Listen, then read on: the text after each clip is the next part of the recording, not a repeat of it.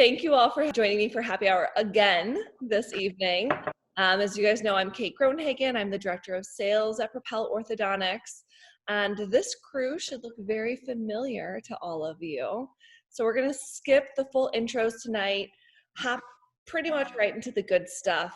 I will go through everyone's names briefly, so just give me a hello or a wave when I say your name, just in case we have a couple newbies who weren't here last time. So Dr. Regina Blevins, welcome. Perfect. Dr. Barb Ries. Wonderful. Dr. Jessica Cohen. Hello, hello. Dr. Sarah Davidson. Dr. Courtney Schiefelbein. Yeah, perfect. Perfect. Dr.Yael Frydman. Hi. Dr. Melissa Shotell. Hello. Hello, hello. Thanks for being outside in the beautiful weather. Jealous. And looks like we just got Dr. Esther Feldman to connect us. No worries. Hey. Hey. Just getting started. Perfect. So thank you all again for being here tonight. It's so great to bring back this great group of strong women going to put our heads together during this difficult and ever-changing time. So first things first, how are you all holding up? Who started back at practicing time? We've started back in California, but only for urgent care. So it's a very limited schedule. But What's that been like? Today was the first day, so it's going smoothly. It went smoothly thus far, but it makes you grateful to get back to work, but then also looking at how we'll manage to reopen for needs outside of urgent care moving forward. Great. Same. We've been open now for a week for emergencies, and starting Monday, we can see elective. So it's been a very educational week, to say the least, getting kind of ready and making sure we have everything in place, the way the Board of Dentistry here in Minnesota and the governor and everybody has said we need to practice. And they're lumping us a little bit with general dentistry, which makes it challenging. I bet. I mean, there's a lot more they're a lot more invasive. So you aren't doing the same procedures. So to have the same requirements can be difficult. Has anyone else started back full time yet, or ideas of when you will? We actually started back full time this week. We were able to open, I'm in Nebraska, and we were able to open on Monday the 4th. Wow. So life is different. Life is different, but so far it's gone fairly smoothly. I think we saw 32 people on Monday, so we're kind of keeping a slower schedule. Wow. We're doing the things that we were told we needed to do, which we have our patients wait in the parking lot, and they call us from the parking lot, and then they come to the front door, and before they are let in, their temperatures are checked. And we have our COVID information form that they can access it from their phone and sign it there versus a paper copy. And they can and then we can enter that into their chart or their computer screen when we need to. So that's nice that we don't have to handle a paper and a pen and a clipboard and that kind of thing. Mm-hmm. And, no parents or anything in the office. And so the tricky part is communicating with the parents, either walking the patient back out to the vehicle or making sure that we give them a call. And so there's a lot of steps in terms of that. And I'm difficulty getting used to the mask and the shield and the long sleeves and not jumping from chair to chair. Because I'm just like, usually, of course, you guys all know, it's like you start here and then you say, I'll be back, you do this, I'll be back. And it's like, you can't do that anymore. How has the response been? Pardon me? How has the patient response been? They all come in with their masks on and they're, just because we've been doing DM and DM Light, DM for the Invisalign patients and DM Light for my braces patients. And so I've had my eyes on them, and they seemed very grateful for that. Being Good. able to, keep in touch. A couple of them said, wow, where has that technology been? And I'm like, well, it's kind of new actually. So, that was nice. And we actually had, this week was our medicine mom, who's actually a staff doctor here at the University of Nebraska. And I went out to the parking lot to chat with her after I saw her son, just to talk about the x-rays that we had taken. And she's like, you can tell that your office has done some training on what to do, because you seem to be handling this, very well. And I'm totally comfortable with having my son in that office. So I think that was a huge Bravo. Yeah, I congrats on really that. need to hear that, because everybody's questioning, are we doing this right? What are we doing? Do we need to do this? And she was just like, kudos, you guys are handling it.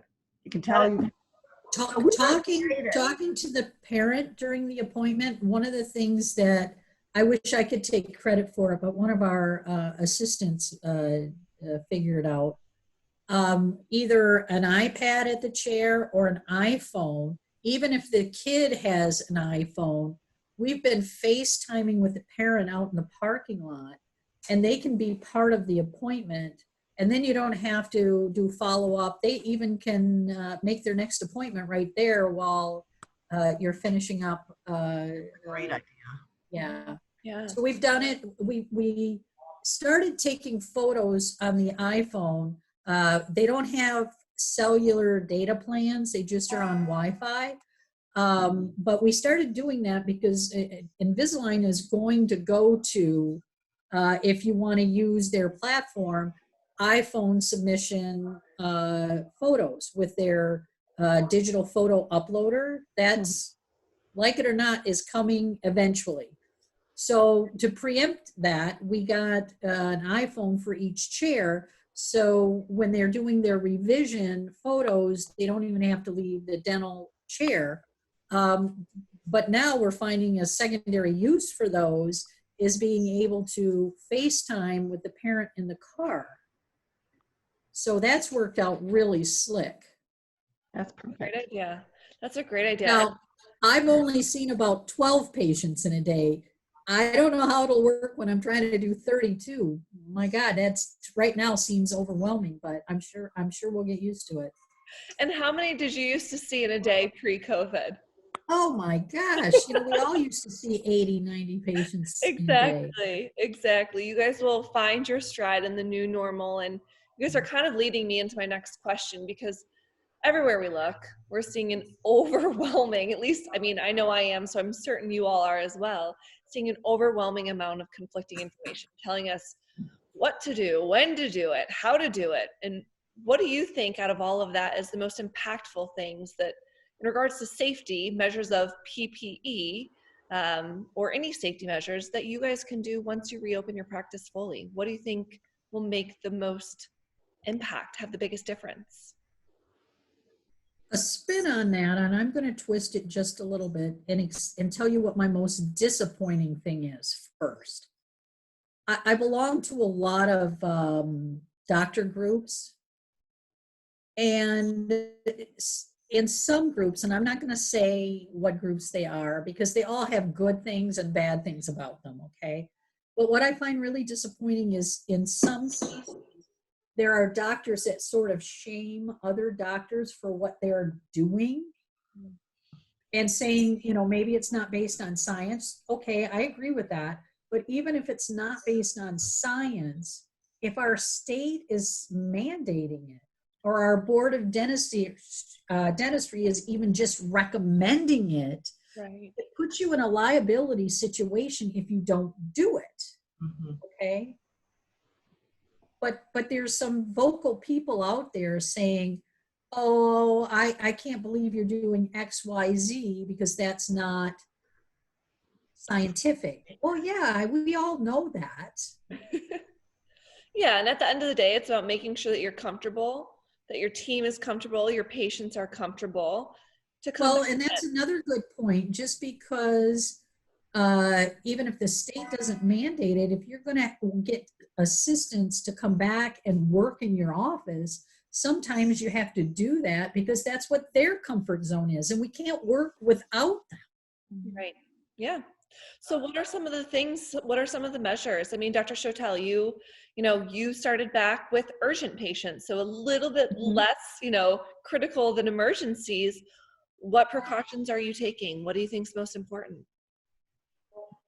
I think, I definitely agree, with Regina that it's about making your staff feel as comfortable as you do. And many of them, are on Facebook and they are on Instagram, and they're seeing a lot of things that scare them. So we've always, at our new office, we have laundry available there. And I let everyone know, don't take your scrubs home. We're going to launder all the scrubs here. Even though it's not required in California, we've implemented that because I practice with my husband, who's a prosthodontist, and some of the assistants assist both of us. They were really concerned about aerosols. So we wanted to have scrub caps, for everybody to wear to cover their hair. And it's amazing how hard it is to find things like that right now. So the local scrub store only had holiday prints left, but we found a few 4th of July and patriotic and a few with like polar bears on them for winter. I called the owner of the store and she pulled those out for me. But I know how to sew. So I looked at one, copied it, ordered fabric online from Joann's, did a curbside pickup, and actually sat down at my sewing machine and sewed scrub caps because that's something that I know how to do. And I had the downtime to do it. Certainly not going to go into the business of making those, but to have enough that everybody could have them, and it's just reiterating to the staff, if you have a concern, come to me. If I'm overlooking something that you're seeing, please come to me, because it's not that I'm ignoring it. It probably hasn't been brought to my attention. Yeah. And the one thing that we did that I know most offices didn't have the opportunity to do, we kept our entire staff employed during this time. Some had reduced hours. One or two of them actually chose to be off from work. So, from that, we had our phones answered all the time. So they felt really empowered to answer the patient's questions. We were there for any emergencies that had to be seen. I think it has really been relying on them and communicating with them to make sure that we're all on the same page. And that's what's made everybody eager to go back to work. Yeah, that's wonderful. That's very important. Yeah, I'm going to submit our situation to you because we are a big group practice and I'm the only ortho, but we are 11 dentists, and we have usually a normal day, 5 or 6 dentists working at the same time, plus 5 or 6 hygienists working at the same time. So the amount of aerosols that we produce are dramatic. So our main concern going back, we also have the May 18 soft date for reopening, unless our mayor changes again with regulations and faces it. But right now we have planned to go back and do some role play and try to train our staff in how we're going to be able to keep everybody in as much as we're allowed, given the amount of people that can be in the office simultaneously. But also because of the aerosols that are produced, our office are semi-closed bays, so they're not communicating. So each operatory is separate, but we're looking into ways of cleaning down. And once you're in the room, you cannot get in and out, even to look for a wire or look for a burr or anything. So we need to have a runner, established somebody to walk the patients in and out. Once you leave the room, you cannot go back in. And one of the things that we have been doing, and I'm going to be probably on the lower end on this because we don't use as much high speed and produce as many aerosols, but it's printing in the office. We have a prototype for a high volume suction that gets clipped into an expander, a retractor, so everybody can work with that and try to limit as much as possible aerosols. Great. And Jessica, I mean, your husband's in the industry, So I'm sure you have a Kind of little, spoiled. you have little insider info on this. So what precautions are you taking with gear for your practice? I've definitely seen some emergencies coming in. We've same sort of things. Every parents are waiting in the car. We're taking temperatures and 95s.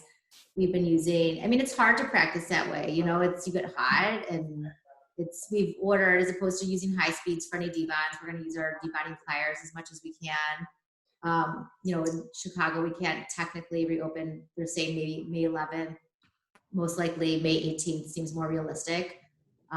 You know, I have access to a lot of PPE, so we do have the suits, which we're wearing for all debonds, like the Tyvek suits. We moved all of our debonds to the end of the day. It's been challenging, but we're implementing protocols, and I think that the team feels comfortable, and I think the patients have been really grateful for the ones that we've seen, and they see everything we're doing. We've been giving patients on their way out. We haven't been using the iPhones, which I think is a great idea, Regina. I wonder what you use for the phone numbers, but we've been giving patients like almost like a report card. They take back out to the car. When we can, we walk them back out, but on that piece of paper, it says what we did, you know, that visit, and then my practice manager has been calling to schedule appointments, things like that. But with regards to PPE, it's mainly just been N95s and face shields and Tyvek suits for debonds, gowns. I think probably pretty much everything that everyone else is doing. We just have been fortunate to have access to it. You know, one of the things that I did, because we can't, I was able to get a limited number of the suits, but we have 13 offices and I couldn't get enough for all the assistants. So on Amazon, I bulk ordered disposable raincoats. They're called ponchos, but they actually have a sleeve with an elastic, and they have a hood. Okay, so for very, very inexpensive, like less than $1, they, you know, if you have a debond or something like that, they put one of those on and then throw it away afterwards. So it's just a little outside of the box thinking, because we just can't get enough of the other things for everybody. That's a great idea, actually. Dr. Bella Shen, hello, welcome. Hi. Thanks for joining. I had to take a quick shower before. I literally had an emergency and it ended at 4:05. I ran home, took a shower, and Perfect. now I'm here at home. Great. Well, we're happy you're here. So thank you for joining us. We're just kind of talking about what precautions are going to be the most important to take once everyone does start back in full mode. If you have anything to add to that, that would be wonderful. Sorry, the dog was barking. What I'm We were just talking about what precautions everyone is taking as soon as, you know, you guys are back into practice full time. And I think besides just like, you know, trying to minimize the aerosol, I think it's just patient perception that you are ready and that you're using universal precautions and that you've increased your PPE and your social distancing your patients, and that you're prepared and have protocols in place and that your office is still running smoothly. I think a hard thing is like if you come back and you're running behind and patients are waiting outside, you know, waiting outside, they may come early and 20 minutes goes by and you're running late. Because I think what happens is when you open back up and there's going to be emergencies, even the emergencies that are little, more things are wrong or can go wrong. More broken brackets, you know, like we had a patient broken bracket, but then it comes in, something's poking. And then I looked, I'm like, your lower arch looks really skewed. And they had a reverse curve wire in, and it's been in for like 4 or 5 months.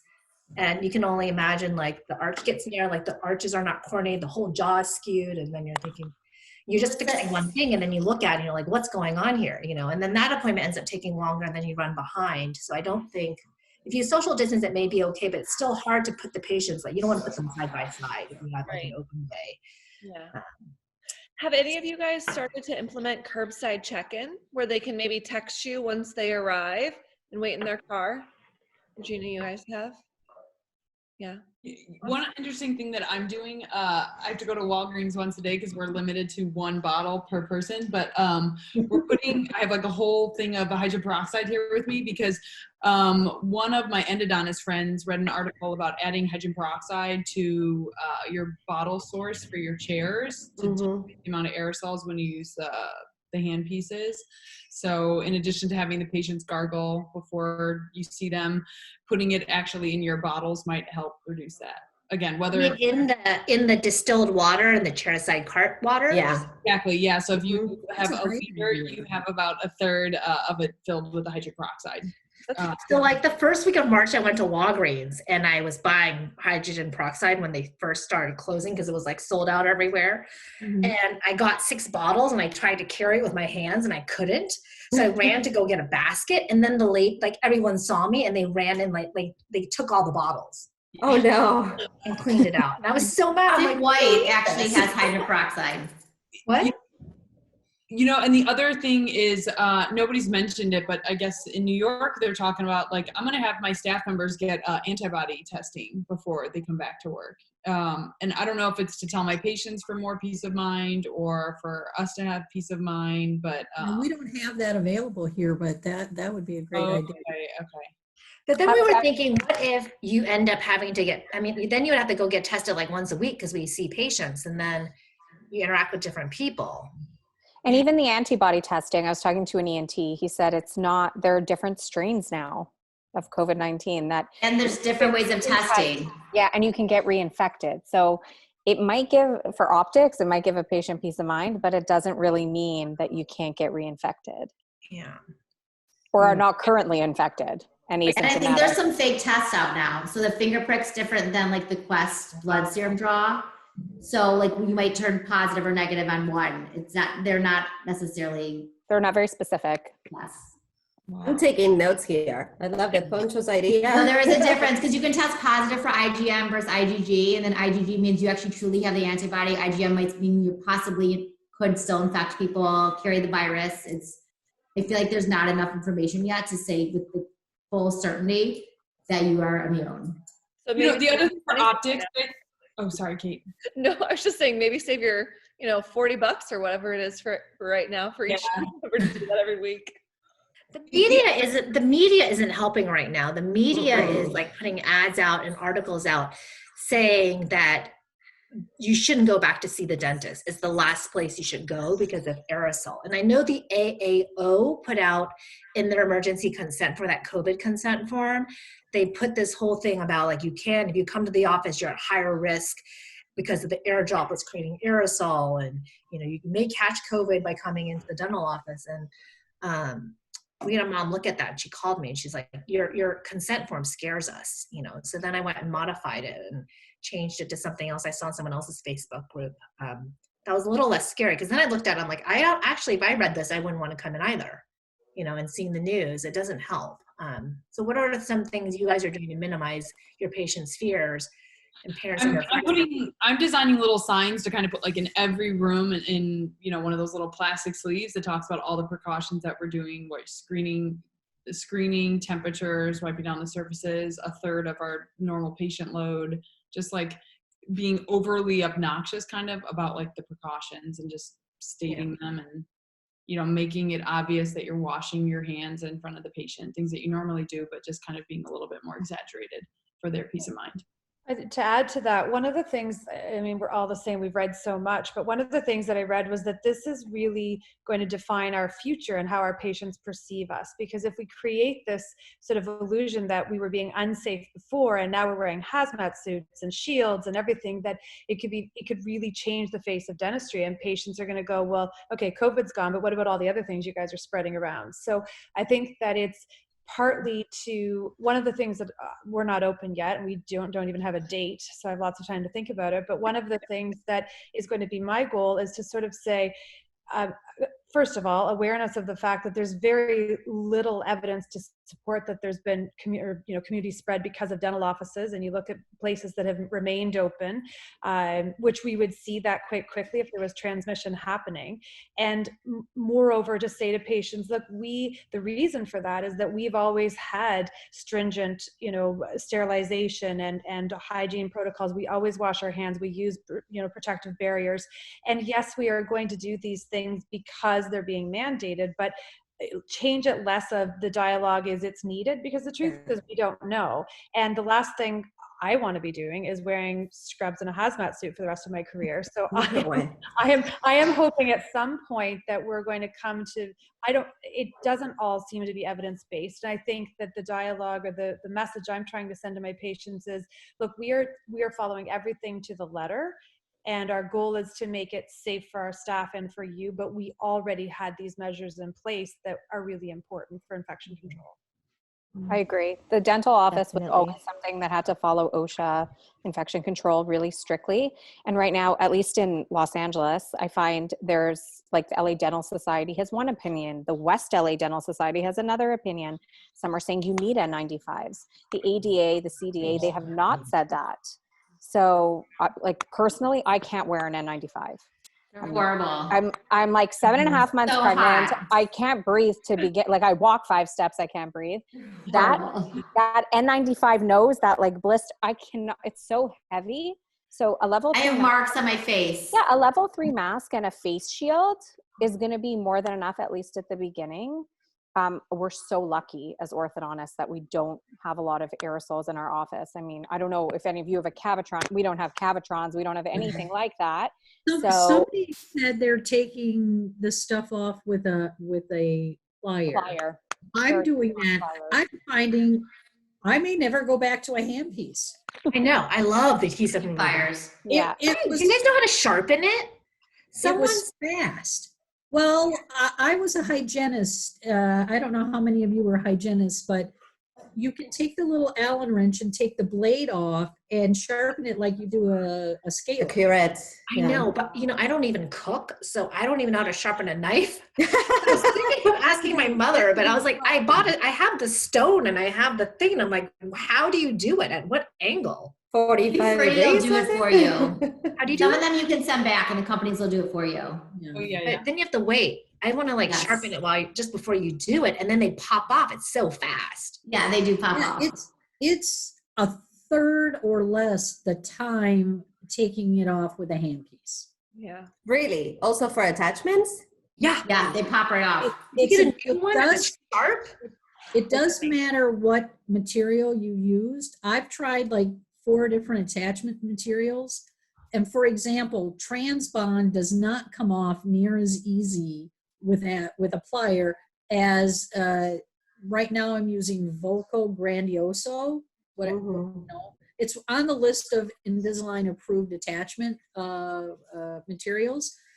You have a little UV flashlight, Amazon, a couple bucks. Oh, those are fantastic. You can see the edge. You get on the edge, you click it off. Yeah. I can have all the attachments off in 3 minutes or less. What brand of pliers do you guys use?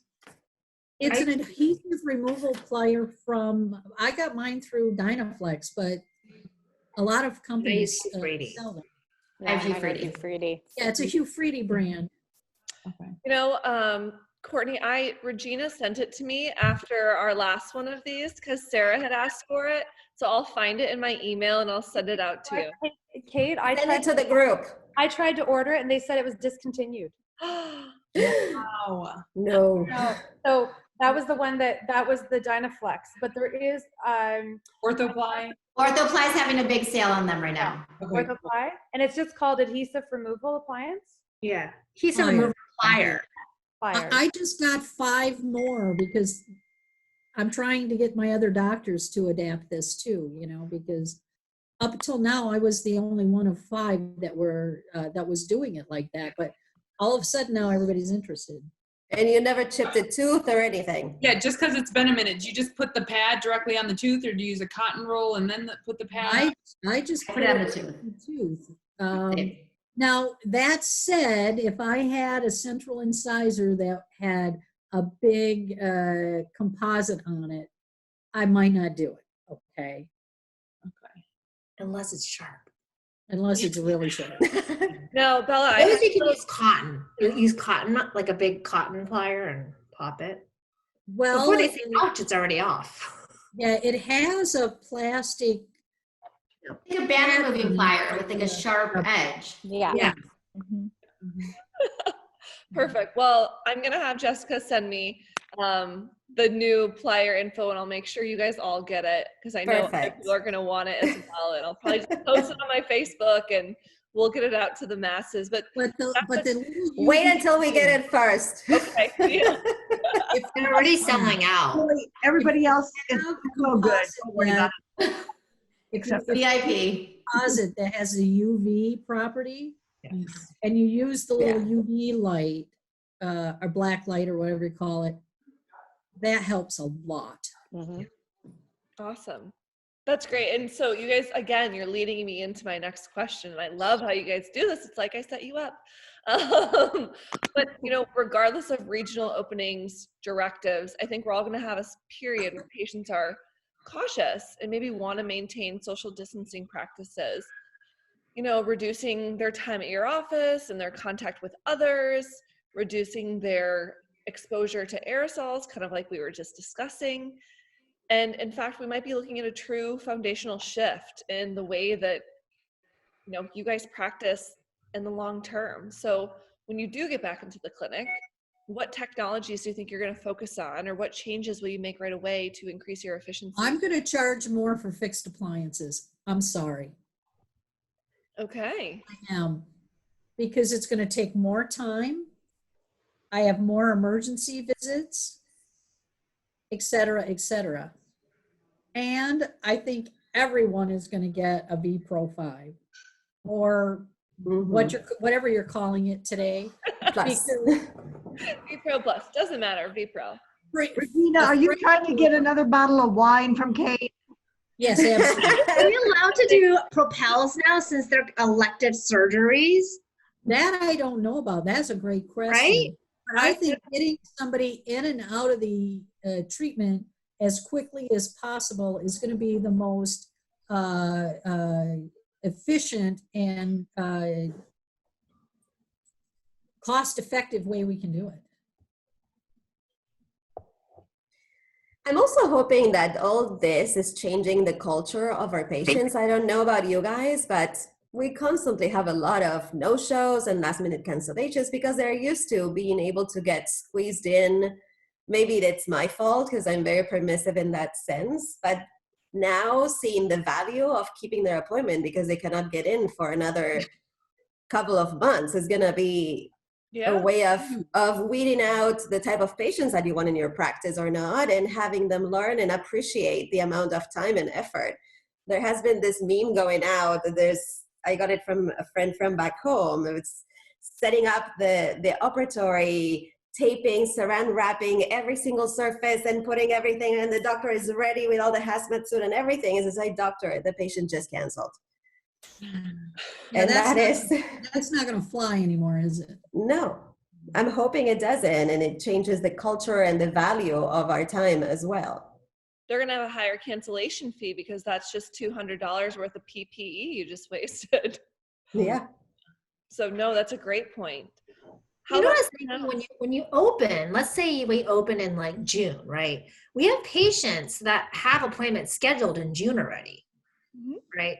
Yeah. Do you cancel those appointments and make room for the patients you haven't seen, or do you keep those? Like, how are you going to rearrange the schedule when you come back? Because we spent all this time canceling and rescheduling the ones since March. But have you been rescheduling them? Sorry? Have you been rescheduling them? Well, some have rescheduled. You know, like when I do a virtual appointment, I reschedule them. Some just got canceled if they didn't pick up the phone, or we just canceled them and we didn't we spoke to them. Yeah, we rescheduled. If not, there's a whole recall list of patients, right, that I just looked at that's like this thick. Some of them we haven't even seen since think you January. said the operative phrase. We're going to have to go to virtual appointments when we can. And we probably will keep doing that once we get comfortable with it. But to catch up with the backlog, we have no choice. Yeah. Yeah. We're planning to implement that right away with our, because we've, a rich growth guidance or a recall program. So I think we're talking it through, but the idea is that we would see the patient initially and then say, okay, you're on our virtual program. So that if we see them at age 7 or 8, then we don't need to see them back unless there's something significant to follow.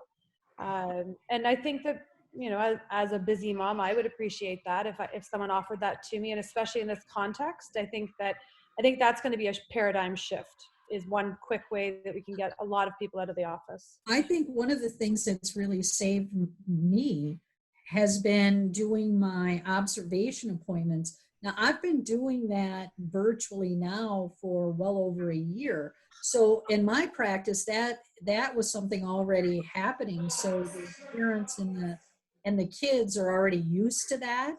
I was doing Invisalign fit assessment appointments with, still photos and rhinogram or dental monitoring, things like that. But now I've been doing FaceTime appointments, and the parents seem really easy with it. The kids get up,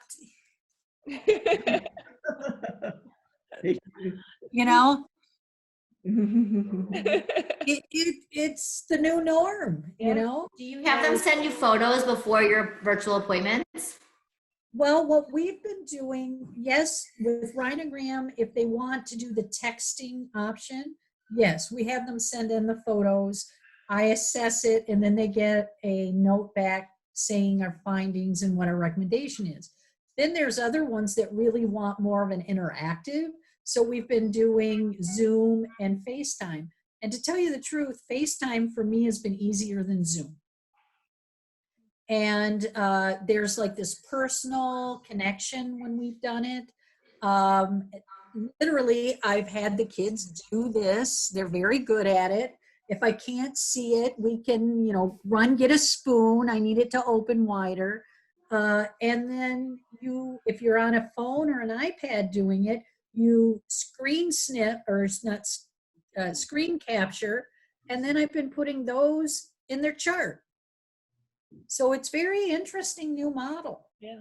Does anyone have a favorite software? But I want to say I'm mostly Invisalign, so the comments about fixed appliances doesn't quite apply to me. But for Invisalign, for patients who need to come see me, it's those people who I know need to be scanned for a refinement or do some IPR. But I was potentially thinking that when they come back, I can scan them and then I will mail them their next aligner, so they don't necessarily have to come and see me in the office to free up some time, and then treatment plan doing IPR at week 8 or something like that.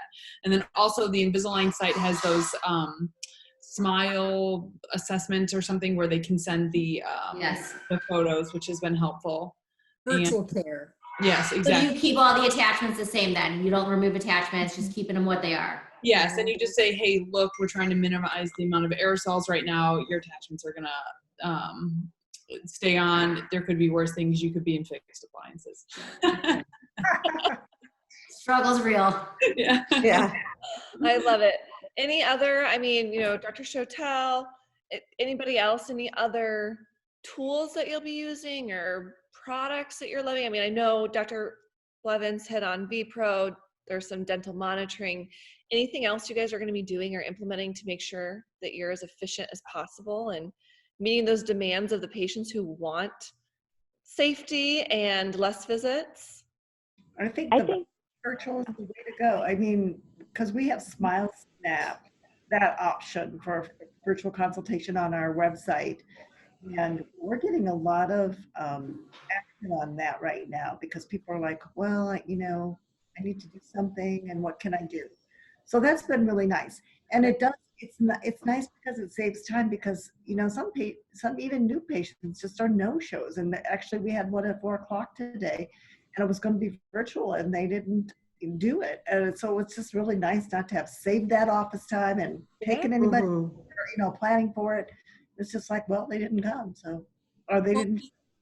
Even patients that have called to make a physical appointment for a new patient consult, we're going to have our TC reach out to them before that appointment and have a virtual meeting, because you have one of two types of new patients.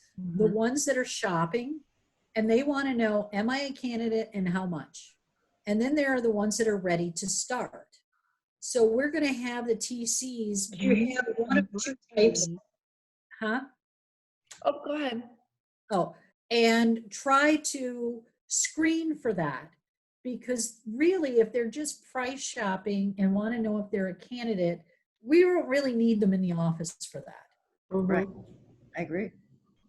Absolutely. I think one thing that I've noticed is that I've used dental monitoring with my aligner patients, but not with my fixed appliance patients. So definitely looking to expand how I'm using that. But also I had a lot of patients before, because we do live in a small town. If they traveled long distances to see me, they were really excited about dental monitoring. But if they live close by, it's very social where I live because it is a small community. They wanted to come in. So some of them would be like, oh no, I'd rather just come by. They felt that, coming to the office physically was more important than a virtual appointment. And I think it's going to be creating the culture shift from that and letting my patients know, because a lot of them, during the shutdown who weren't on dental monitoring, I mailed them retractors with their aligners and instructions on how to take the scans. And, I think it's going to be implementing it just from day one. If they don't. For those patients that want that human interaction like we're having right now, you might try the FaceTime, because that's what I found the big difference between Rhinogram with texting photos and the dental monitoring is they don't have that time to chit chat with you a little bit. Okay, but the FaceTime is different. It's like, hey, how you doing? How's the homeschool? Do you like that? Oh, your mom told me last time you guys were going on a vacation. Bummer. Did you have to cancel that? I canceled mine. That small town feel, you kind of get that with the FaceTime. Definitely. Great recommendation. I know when a lot of patients, I think we've been getting letters because I'm on the COVID task force for the CAO, and they've been getting emails. Patients have been, with this we're talking about today, patients are emailing asking, can they lower their payment plans? Can they skip a month paying because they're not coming in for their Invisalign appointments? And I'm thinking, if you do a virtual appointment and you feel this connection, they actually bond more and spend more time with you as a doctor than they do when you see them at the office, because it's you talking to them, not the assistant. And so even if it's like a 10, 15-minute chat, it's more valuable. And I've gotten to know my patients better by doing all these virtual appointments, I think, than I did when I would see them at the office, because the assistants would chit chat with them more. So I think by doing that, they feel there's value that the doctor's personally calling you. And when you're FaceTiming them, I'm calling them on my cell phone. So when I'm done, I'm telling them, this is my cell phone. If you ever need to text me or call me, this is my number. And people don't abuse it. Some needy patients may text, every aligner change and ask you about a clear, but people usually respect you and they know, as a mom, they'll not text you all the time. But even with Smiles Snap, I've made the features so that existing patients can also text, and I get the text message. So the TCs have all switched it to their emails. I'm the only one who has it like on text. And sometimes I'll ignore it, but then when I see it's an existing patient, then I will text them back, and message them back and have them send pictures and answer their questions or schedule for them. So that has helped me stay connected with the patients. And I'll probably continue to do so. Because for me, I grew up having my dad be a dentist, where my dad had a second dental office in the basement of our house. And so I grew up with the phone transferred to our home. And I'd always pick up the phone on the weekends, Dr. Shen's office, And my parents worked on Saturdays, so they would work at home on Saturdays, Sunday for emergencies. I'm at night. And so I grew up having patients always call. And so I've always given my patients my cell phone, because when there's an emergency, I'd rather know right about it than have an answering service answer. Yeah, my patients have my cell phone too. I've never worried about that. Yeah, me too. It's a great way to keep them engaged. I mean, Bella, you hit the nail on the head with that one. It's a great way to keep them engaged. And if you can keep them engaged, they're less likely to default on their payment or to ask to pay less or put it at the end of their payment. So I think that's a great point to bring up. And one little tip is to have like a, oh, sorry, Sarah. No, go ahead, Courtney. I just have a question when you're done. One little tip is to have like a secondary, Google Voice number, something that gets directed to your cell phone, so you have a little bit more privacy. But I don't know how to do that. I'd be interested in knowing how to do that because I'm not that.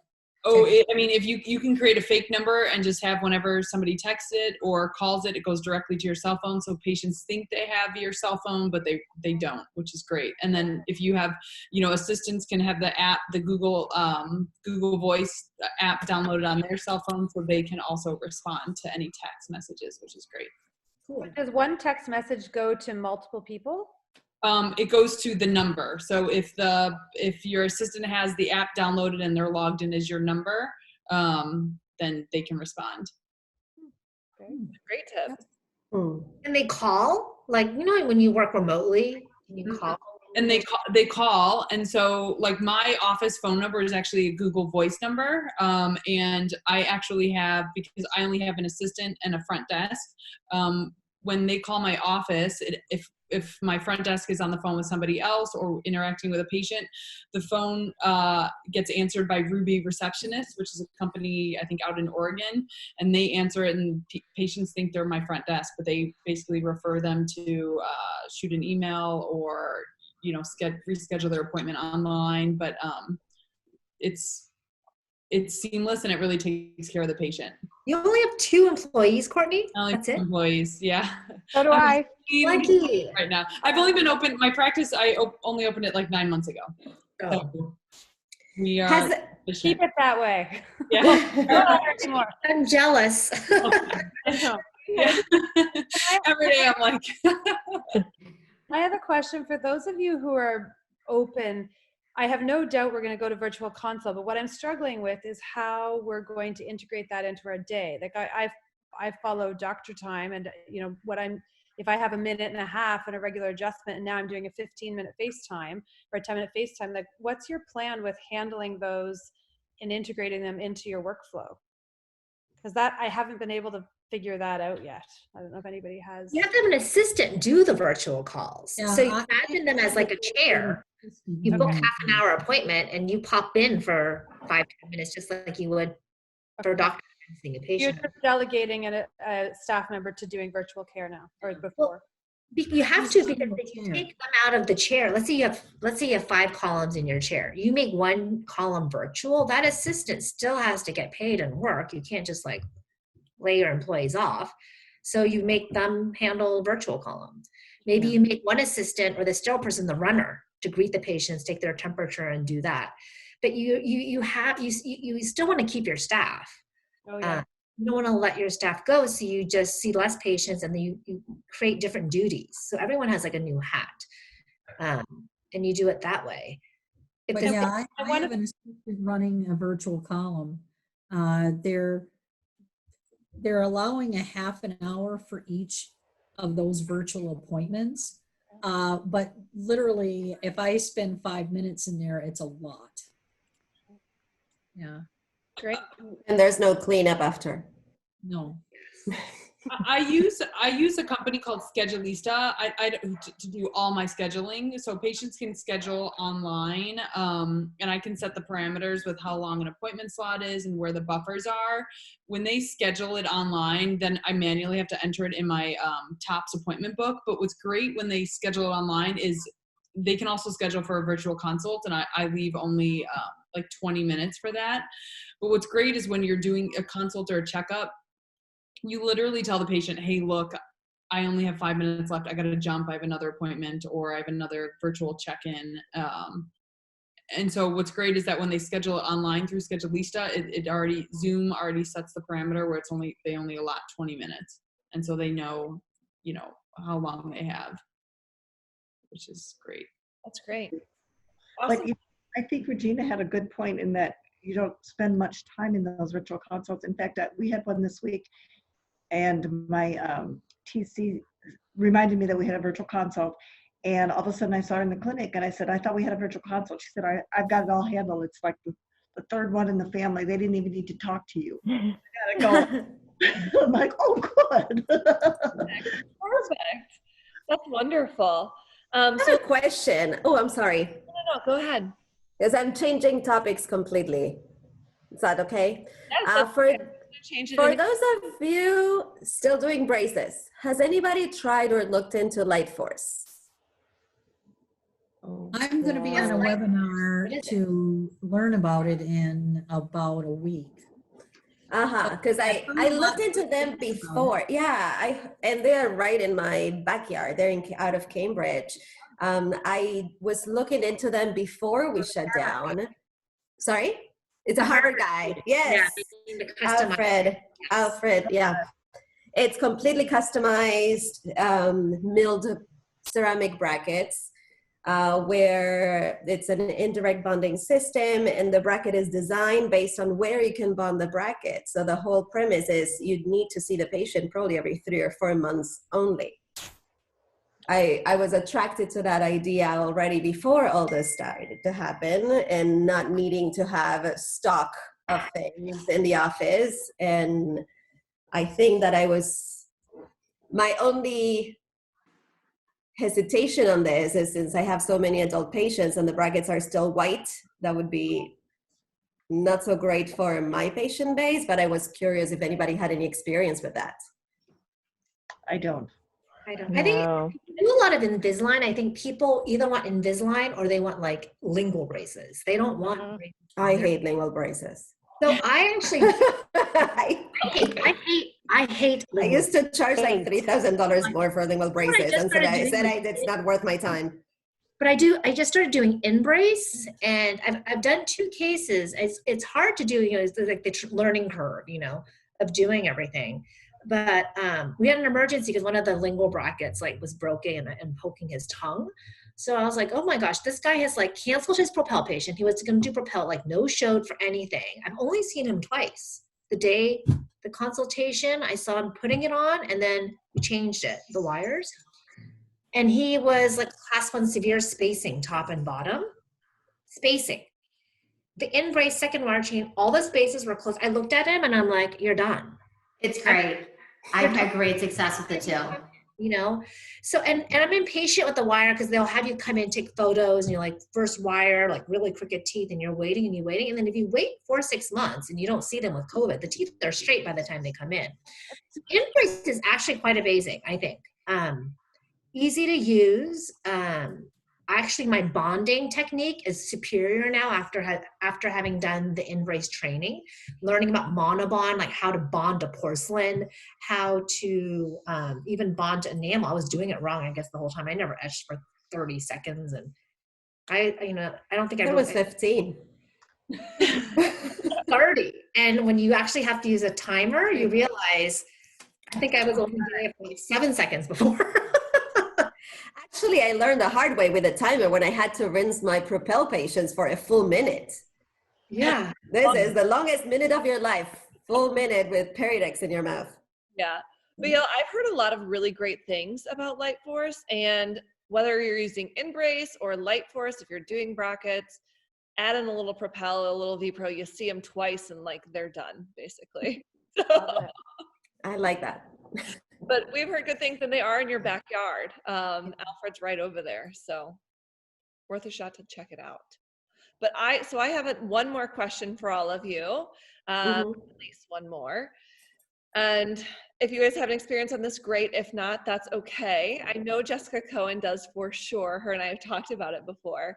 But you've all had different ranges of experiences throughout your education, throughout your careers. I'm certain there have been some cases where you wish you had the support of male advocates, and other experiences where maybe you did have the support of male advocates. Can anyone speak to a time where you really could have used some support and how a male advocate could have helped to improve the situation?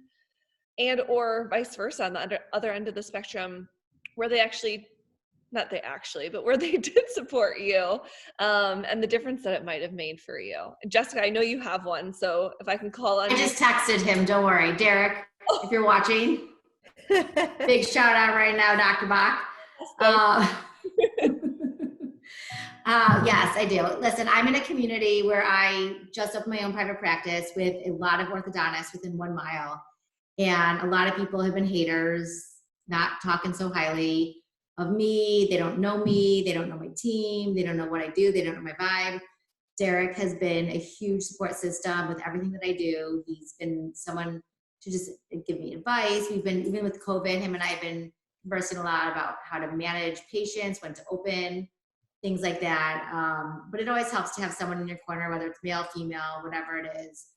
And I think that it's nice to have someone within, you know, within your neighborhood who to really support you, and to have someone on your team, you know. Let's be lovers, not haters. And Derek, if you're watching, he's been great. He's been really supportive, and I'm grateful for that. And I think that, you know, we're better together for sure. He's referred me patients that were second opinions, you know, just get another opinion out there. That's great. That's great. And Regina, I know last year at our women's event live at AAO, you shared a couple stories, I think for both sides of it, you know, when you were first getting started, maternity leave, things like that. You know, I don't know if you want to share any of those again, or if anyone else has any stories that they want to share as well, just to help improve our community. When I first got out, like many of us, you put off having a family until you get out of school. And my luck have it, my daughter was due on Christmas Day. So finding someone to cover a maternity leave was impossible. But another young graduate that was coming out of school a couple years after me called me and offered to cover my maternity leave, and she could give me 3 weeks. So I literally had my daughter by C-section and went back to work in 3 weeks. So I always thank God for other women out there that know what we're going through, that, you know, will go out of the way to help each other out, which is amazing. But, you know, I graduated from dental school 1980, blah, blah, blah. I'm not going to tell you what year. But they didn't even have a restroom on the undergraduate floor that we could use. We'd have to go as women up to the patient floors to use the restroom. Wow. That's how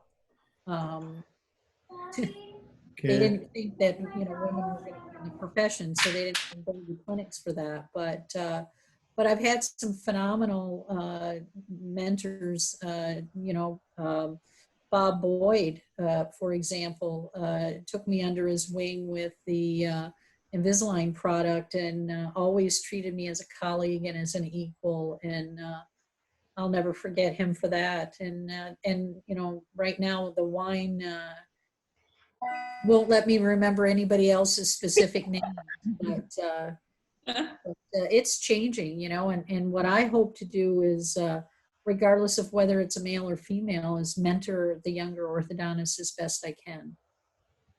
That's great. That's great. Anybody else have any stories they want to share for that, or any other questions that you ladies have for each other? I know we sprinkled some in throughout, but anything else you're dying to ask each other? I think on the same note, I have one that I can share. You know, I really enjoy a lot of dental technology, and my husband and I really pride ourselves on having a very cutting edge state-of-the-art office, and we just built a brand new facility last year. And it's amazing how people don't always realize and embrace women coming into technology and working in the tech space. So when I started doing a lot of 3D printing and intraoral scanning, I had been asked several times to show my cases with my husband. And it's interesting because being that male space, it's not always particularly welcoming. And I just have to give out a shout out to Joshua Jackson, because of other situations. I was actually one time asked to present with my husband when we were abroad, and several of his male colleagues were there. And I was asked to sit down so that just the men could speak. And so I just really said, you know, this really isn't the space for me to be in. And this past year, I was asked to show cases with my husband, and I finally accepted. And Joshua Jackson personally came to me afterwards. He's an amazing exocad trainer. So even though he works in a different area of tech, he came to me and said, you know, we need to promote women in this area. I came to personally thank you for showing your cases and wanted to tell you to please keep doing what you're doing. And he actually tracked me down in a far, far corner of the exhibit hall at a laboratory meeting to tell me that. So, you know, I think it's recognizing those men who do want to be supporters, and then, you know, just supporting each other as women like we're doing here tonight, and encouraging, you know, try something new, exchange ideas. Because I mean, I'm hearing of, you know, like Light Force from, you know, Yale, and it's like, I'm not familiar with that. So the more we exchange ideas among women and then embrace those men that want to support us, I think that's really going to be how we're going to lead. I have a list of tips that I got from today that I'm going to start looking into and implementing. This has been fantastic. What software are you using for your DIYs, for your printing? I'm using either ULab or Archform, depending on the case. So it depends. If I need to do a lot of advanced sequencing, I'll use ULab because it's a more robust software as far as being able to sequence the segmental movements of teeth. If I'm treating more of a minor relapse case, then I'll use Archform sometimes. That's great. So, and I have like 10 3D printers, so if you ever want to talk tech, let me know. Okay, thank you. My husband just keeps buying them, so you know, I thought at like 2, 3, 4, 5 we were pretty good, but with what he does on the prosthodontic side, he needs a larger variety of resins than what we necessarily need as orthodontists. But I've played with all of his and tried them out, and we are kind of getting to the point that we have, you know, the his and hers sides of the laboratory. Just because he likes to take over the whole lab. So, you know, it's establishing, you know, I need this printer today to print these models and what we're going to do. So, but, you know, I think that that's something that often, you know, even the tech companies overlook, you know, introducing, you know, new things to female doctors and really seeing how we can use them. So if anybody wants to talk tech, let me know. I think I said this at the last meeting. My favorite thing is to be underestimated. Yes. Yeah, that's a wonderful statement. So to close us all out for the night, I would love for everyone to go around, tell me one thing or the one thing that you're most looking forward to post-COVID. Oh. Who wants to go first? Can it be non-professional? I'm looking forward to going out to dinner and eating a meal that I don't cook myself, even as much as I love cooking. I'd love to just go and sit in a restaurant. In a restaurant, manicure. I know, bad. Travel. I miss having a travel, like a destination on my yes. work towards. Like I always have that next thing that I'm working towards, and I miss that desperately. Same. I'm hugging my friends. I just matcha soft serve and getting a massage. Oh, massage was yes. Oh yeah, we had to cancel our spa weekend with our friends, with our girlfriends. We have every year a girls' spa weekend, and obviously I need it, and I don't know when it's gonna happen. Oh. You've been to my house, so you know I like to entertain in our back area, and we have an outdoor pizza oven. We like to have people over and have wine and pizzas, and yeah, I mean, we have never been more prepared. The yard is so clean, you know, and you can't have anybody over. So it's for people that are extroverted and like that kind of human interaction, it's a little bit of a downer, but I'm really looking forward to getting, you know, back into the swing of that. Yeah, the course that you were supposed to have in April that I was going to come eavesdrop on, I was very much looking forward to Tom cooking us some great wood-fired pizzas in the backyard. But when it happens, it'll be that much better. Massages and manicures and travel. all of it. Those are such girly answers too, you know? Doctors need haircuts. I mean, Hey, I discovered this little spray for the roots, you know. I have never dyed my own hair, so thank God for spray, I guess. Yeah, but then you touch it and your fingers are brown. Oh, I know. You can't scratch because I can send any of you my sewing tips that want to use the scrub cap instead. I'm just glad like ombre and balayage and all that is in. Yes. I'm on trend. Thank goodness. But I can't thank you all enough for joining me again for this. I kind of feel like we should make this a thing, whether it's quarterly or what. I would love to see all of your faces more often. So thank you all for joining together to support women, to support orthodontists. I truly appreciate your time. I know the community does as well. So cheers to all of you. Cheers to hopefully. Cheers. Thanks for organizing. Thank you so much. Thank you. Thank you all so much. Thank you.